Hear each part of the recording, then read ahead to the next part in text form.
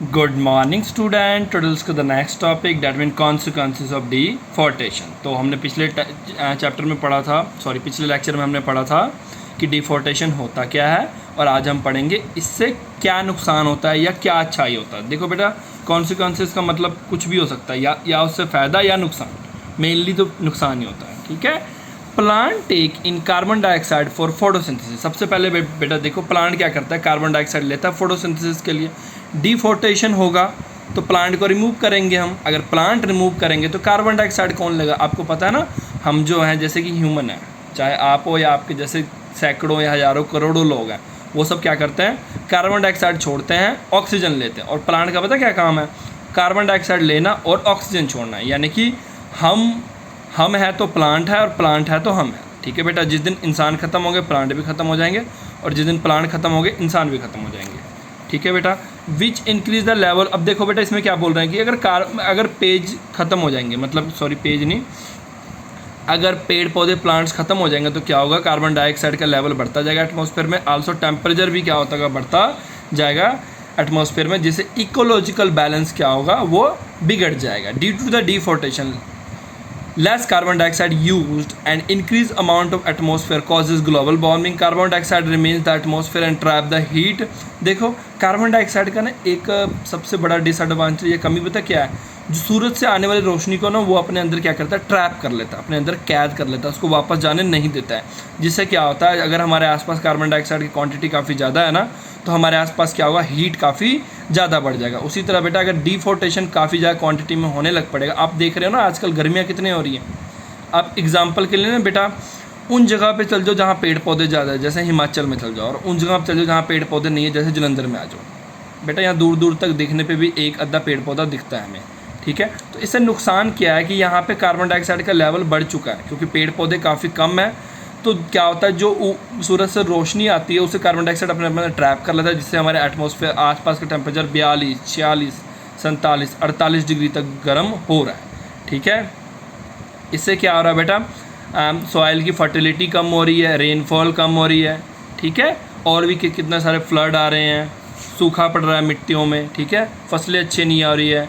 ठीक है, मतलब क्या होता है, जैसे कि कहते हैं ना, जुलाई के मंथ में बारिश होनी चाहिए, तो बट डिफॉर्टेशन करके या ग्लोबल वार्मिंग करके जुलाई में ना होकर बेटा कभी मार्च में ही हो जाता है बारिश का। मतलब कभी बारिश हो जाता है, कभी धूप निकल जाता है, मतलब कोई फिक्स सिस्टम नहीं रहा। पहले फिक्स सिस्टम था, मानसून के टाइम में जहाँ बारिश हुई तो बाकी टाइम बहुत कम बारिश होती थी। बट बेटा डिफॉर्टेशन करके, ग्लोबल वार्मिंग करके ये थोड़ा सा उल्ट पुल्ट होने लग पड़ा है। Deforestation also lead to the loss of habitat in turn the.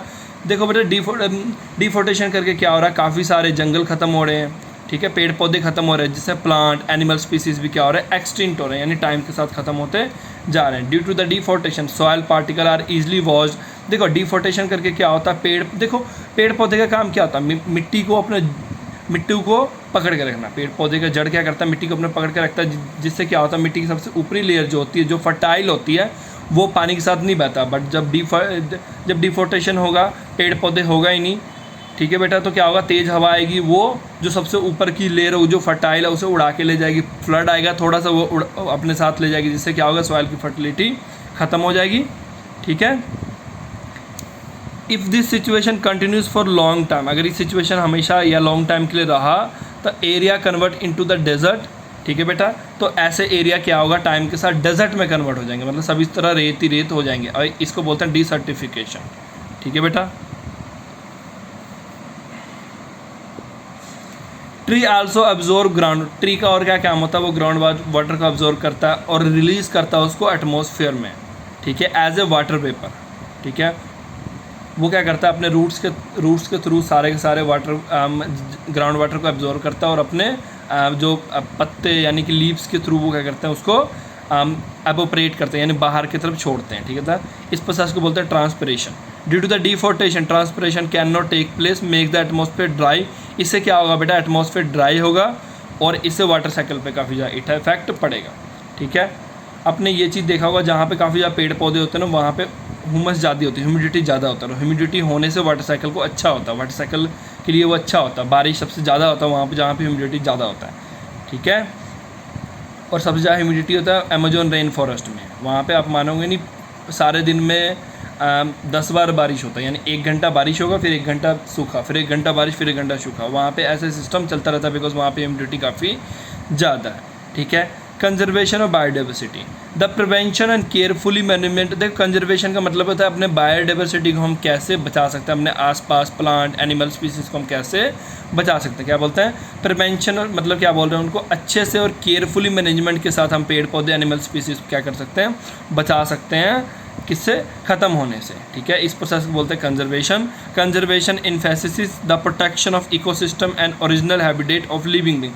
Conservation का मतलब होता है कि अपने आसपास के इकोसिस्टम को और ओरिजिनल हैबिटेट, मतलब जैसे वो पहले था उसी तरह उसको रखना और उसको ख़त्म होने से बचाना। This include the protection of typical ecological through the network protective area and land और सी। देखो बेटा इस प्रोसेस में क्या होता है, हम प्रोटेक्ट करते हैं इकोलॉजिकल सिस्टम, इकोसिस्टम को, ठीक है। इकोसिस्टम मतलब अपने आसपास के सारे सिस्टम को। मतलब क्या है बेटा कि वो जैसे पहले है, मतलब जितने पेड़ पहले, हाँ देखो अब हम ये नहीं कर सकते कि पेड़ पौधे काटना छोड़ दें अचानक। देखो बेटा अगर पेड़ पौधे आप काट ही रहे हो, नहीं रुक रहे हो, तो इसका एक सोल्यूशन ये है कि जितना काट रहे हो उतना साथ साथ लगाते जाओ। एटलीस्ट मैं मानता हूँ कि उससे ज़्यादा, क्योंकि पेड़ पौधे इतने जल्दी बड़े नहीं होते हैं, बट फिर भी अगर हम पेड़ पौधे साथ साथ लगाते जाएंगे तो कुछ ना कुछ तो फ़ायदा होगा ना, ठीक है। This manage by the government and other agency. तो गवर्नमेंट और अदर एजेंसी क्या करते हैं, ऐसे बायो कंजर्वेशन और बायोडाइवर्सिटी का काम करते हैं। गवर्नमेंट रूल बनाती है, पॉलिसी बनाती है, ठीक है। और इंडिया में 381 प्रोटेक्टेड एरियाज़ है, उसे बायो रिजर्व्स बोलते हैं। नेशनल पार्क है, वाइल्ड रिवर सेंचुरीज है, ठीक है, वाइल्ड लाइफ सेंचुरी है, नेशनल पार्क है, बायोस्फीयर रिजर्व्स है। इनमें क्या होता है, पेड़ पौधे, जंगल, एनिमल्स एक्सेट्रा सब क्या करते हैं, रहते हैं। और वहाँ पे ना तो कोई क्या कर सकता है, पेड़ पौधों को काट सकता है, ना तो जंगलों को काट सकता है, ना जानवरों को मार सकता है। ये प्रोटेक्टेड एरियाज होते हैं, ठीक है। Forest help in the sustaining thousands of life form including plant animals. जो फॉरेस्ट, अगर मान लो आप हिमाचल की तरफ जाओगे ना, आपको काफ़ी सारे फॉरेस्ट देखने को मिलेंगे। वो फॉरेस्ट सारे क्या है, प्रोटेक्टेड एरियाज है। प्रोटेक्टेड एरिया मतलब ना वहाँ पर कोई पेड़ पौधा कोई काट सकता है, ना कोई जंगली जानवर को मार सकता है, तभी वहाँ का सिस्टम, वहाँ का वेदर इतना अच्छा है। Wild life is a natural resources जो हेल्प करता है हमारे इकोलॉजिकल बैलेंस करने। इकोलॉजिकल बैलेंस का मतलब समझ रहे हो ना बेटा, इकोलॉजिकल बैलेंस मतलब टाइम पे बारिश हो जाए, ठीक है, टाइम पे गर्मी आ जाए, टाइम पे सर्दी आ जाए। आप देखते हो ना, गर्मी आती तो गर्मी इतनी तेज़ होती है, सर्दी आती है सर्दी इतनी तेज़ होती है। मतलब कोई भी सिस्टम फिक्स नहीं रहा, टाइम के साथ हर चीज़ चेंज होता जा रहा है। Human being have a also exploiting forest to satisfy their need. मतलब ह्यूमन बीइंग क्या कर रहा है, अपने ज़रूरतों को पूरा करने के लिए फॉरेस्ट को डे बाय डे वो काट रही है। This has be led to the decline the number of many species. इससे क्या हो रहा है, काफ़ी सारे स्पीसीज, प्लांट, एनिमल्स क्या हो रहा है, टाइम के साथ ख़त्म हो रहे हैं, ठीक है। उनको हमें बचाना पड़ेगा, नहीं तो एक दिन ऐसा आएगा वो भी ख़त्म हो जाएगा और साथ में हम भी ख़त्म हो जाएंगे, ठीक है। नेक्स्ट बेटा फ्लोरा और फाउना, ये इंपॉर्टेंट है, इस पर टॉपिक आ जाता है, पेपर में क्वेश्चन आ जाता है। The plant and animal found in specific region. अब देखो फ्लोरा और फाउना क्या होता है, अगर कोई पर्टिकुलर प्लांट या एनिमल है वो क्या करता है, मिलता है हमें किसी पर्टिकुलर रीजन में, ऐसे इस चीज़ को क्या बोलते हैं, फ्लोरा और फाउना, ठीक है, रिस्पेक्टिवली। यानी कि अगर प्लांट मिले तो फ्लोरा और एनिमल मिले तो फाउना, ठीक है। They together constitute the biodiversity of area.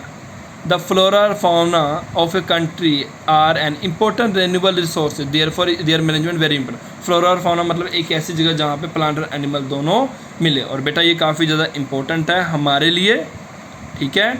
अगर ये ख़त्म हो जाएगा फ्लोरा और फाउना तो हमारे लिए काफ़ी ज़्यादा मुश्किल लाइफ में आएगी। आपको मैं एक अपने पड़ोसी देश के बारे में बताता हूँ, भूटान। भूटान में ना बेटा रूल है कि वहाँ पे ऑल ओवर टाइम, वहाँ का जो राजा था ना लास्ट, उसने कॉन्स्टिट्यूशन में क्या लिखा कि 60% एटलीस्ट वहाँ पे फॉरेस्ट होना चाहिए। और अभी वहाँ पे 72 to 75% फॉरेस्ट है। मतलब पूरा भूटान 72 to 75% फॉरेस्ट से घिरा हुआ है और कम से कम वहाँ पे 60% फॉरेस्ट तो होना ही चाहिए। इसका मतलब क्या है कि भूटान एक ऐसी कंट्री है जो कार्बन नेगेटिव है। कार्बन नेगेटिव का मतलब क्या होता है, जो ऑक्सीजन ज़्यादा क्रिएट कर रहा है, कार्बन डाइऑक्साइड कम कर रहा है, ठीक है बेटा। ये कुछ कंट्रियों में से भूटान हो गया, इनमें से कुछ है नेपाल हो गया, ठीक है। बायोस्फीयर रिजर्व, बायोस्फीयर रिजर्व एक स्पेशल एरिया और लैंड होता है, ये कोस्टल इन्वायरमेंट होता है जहाँ पे क्या होता है, which multiply use of land is permitted by dividing into certain zones. Biosphere reserve क्या होता है बेटा, एक पर्टिकुलर लैंड एरिया होता है जिनको अलग अलग जोन्स में बांटा गया होता है, ठीक है। नेचुरल और कोर जोन, इसमें देखो बेटा अलग अलग जोन्स होते हैं जिसमें पहले को क्या बोलते हैं, नेचुरल और कोर जोन बोलते हैं, जिसमें क्या होता है undistributed and legally protected ecosystem होता है। देखो बेटा बायोस्फीयर रिजर्व एक ऐसा एरिया आता है जिस पे कोई भी इंसान, बाहरी इंसान जाके वहाँ पेड़ नहीं काट सकता, जानवरों को नहीं मार सकता। इस एरिया को भी अलग अलग तरीके में बांटा गया है। एक कोर जोन होता है, यह नेचुरल जोन होता है, ठीक है, वो लीगली प्रोटेक्टेड इकोसिस्टम है। लीगली मतलब कानूनी तौर पर उसको प्रोटेक्ट किया जाता है, जहाँ पे जाके कोई भी गलत काम कोई भी नहीं कर सकता है, ठीक है। नेक्स्ट क्या है, there is a buffer zone surrounding the core zone. देखो बेटा बफर जोन कहाँ होता है, कोर जोन के पास। देखो सबसे पहले कोर जोन होता है, उसके बाद होता है बफर जोन, उसके बाद होता है transition zone. Transition zone is the order most part of the bio. देखो बेटा बायोस्फीयर रिजर्व में सबसे अंदर वाले को बोलते हैं कोर जोन, उसके बाद वाले जोन को बोलते हैं, आप ऐसे कह सकते हो, ये मान लो कोर जोन है, बफर जोन, सबसे पहले बाद में क्या होता है ट्रांजिशन जोन, ठीक है। ये एरियाज़ को 3 भाग में बांटा गया था। This area allow the active participation of government and local people. Some biosphere reserve recognized by the UNESCO in India, Nilgiri, Sundarbans, gulf of Mannar. कुछ बायोस्फीयर रिजर्व क्या है बेटा, गवर्नमेंट के साथ साथ बेटा एक यूनेस्को एक वर्ल्ड की एक संस्था है, एजेंसी है, जो कुछ जगहों को प्रोटेक्ट करती है, ठीक है। वहाँ पे कोई भी बाहर की एक्टिविटी नहीं हो सकती है, ठीक है बेटा। वैसे उनमें से एग्जांपल है नीलगिरी हो गया, सुंदरबन हो गया, गल्फ ऑफ मन्नार। ये क्या है, यूनेस्को प्रोटेक्टेड एरियाज है, जहाँ पे गवर्नमेंट, यूनेस्को पीपल और लोकल पीपल जो लोग होते हैं वो तीनों मिलकर इसको बचाते हैं, इसकी प्रोटेक्शन करते हैं, ठीक है बेटा। आज हमने इतना करना है। Thank you for today.